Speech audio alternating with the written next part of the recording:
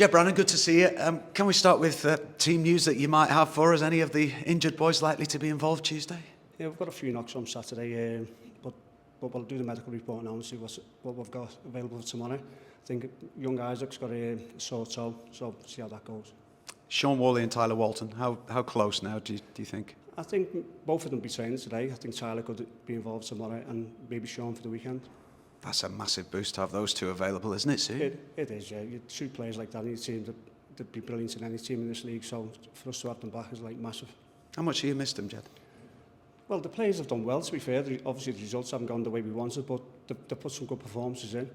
But you're going to miss them, aren't you, when you've got quality like that? Does Saturday sum up the frustration of being an assistant manager? You've been a manager before, you've been a coach. Does it just sum up that there's nothing you can do from the sideline apart from make the changes, obviously, but you can't go out there and do it for the boys, and when that happens to you, you must be gutted. Well, we were. We set the team about how we wanted to play against them, and to be fair to the lads, for an hour they were brilliant, absolutely brilliant on our front foot, won every battle on the pitch, and then the weather was a big factor in it, and we saw it come off a little bit, and fair play to them, they put pressure on us and obviously won the game. I know the manager talked about it Saturday. It's not consistency of performances, it's consistency in performances. And if you're going to play for an hour and there's still half an hour to go, that's got to be a killer for you, hasn't it? That it didn't happen in those last half hour. You're right, but you are playing in a local derby against a good Fleetwood team, so they're going to have the time in the game, aren't they? And it's how you manage it. Like first half, we had a few chances, we could have gone in 2 or 3 up. How the referee never give the penalty on Charlie Brown when he hit the crossbar is beyond me. And also Isaac Keith when he got brought down. But as the gaffer says, he doesn't like moaning about referees, but I do. I think he got them both completely wrong, and even their staff said at the end of the game how we never give it and give handball to them for their penalty. But it's one of them, and it's just baffling. Do you think that's what happens when you're lower down in the table instead of near the top? Yeah, we all know you've been in the game a long time. When you're down the bottom of the table, everything goes against you, and when you're up the top, you get the lucky deflections that go in and that. But if you keep battling, keep putting performance like we did for the first hour, we'll be fine. I know we're really good in the media of building up games, Jed, in October, but this game doesn't really need building up, does it? We've been waiting for it for weeks, and if you win, it can take you significantly up the table. Well, you win the game tomorrow, don't you? You're on 15 points and you're right up there, and everyone's not even thinking about last Saturday. But we know it's a massive game, and every game's a massive game for us now, and Tranmere is going to come here. They've got a good result on Saturday against Chesterfield at home, so it's going to be a really exciting game. How much of a difference would it make to everything to win this game, to head a lot further away from where you find yourselves now and give yourselves that cushion to build on what you've got? Winning's everything in football. Results are what we play for, the 3 points we need. If we get the 3 points tomorrow, it's a massive lift for the players, for the club, for the fans, for everyone. And then we go into Sunday, for the FA Cup game, which will be another great occasion. What are you expecting this game to be like then? Last season's was another one that, being on the sideline, I'd imagine must have been one of the most strange feelings. Well, it was. I've never seen a game like it, have you? We were absolutely cruising, and they scored 2 in the injury time, didn't they? I think in 92, 96 minutes, something like that. 2 worldies, to be fair. Sometimes you just got to hold your hands up, but hopefully it doesn't happen again tomorrow. Yeah, you'd settle for a 1-0 and own goal in the 90th minute, wouldn't you? Definitely 95th minute.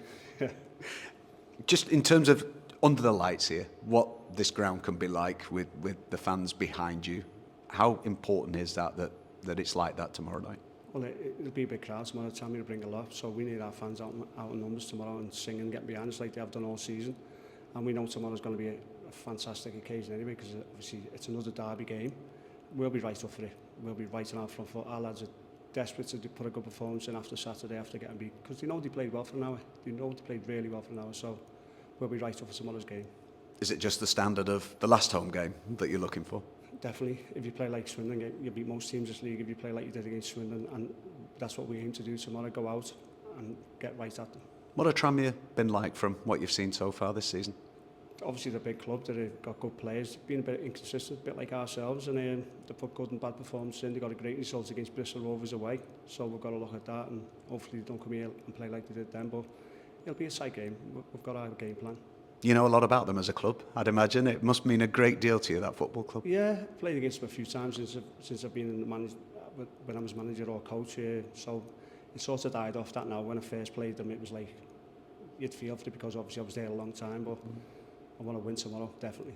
It used to be always like you playing Friday nights, didn't it? And in the early the early to mid '90s, you were playing Friday nights most weeks at Prenton Park. Yeah, weren't it you? was great. We had the weekend off, especially because our home form was brilliant at Tranmere, so we used to get the Saturday, Sunday off, so we'd always get beat away from home and win our home game, so maybe that's the way forward, give 2 days off afterwards.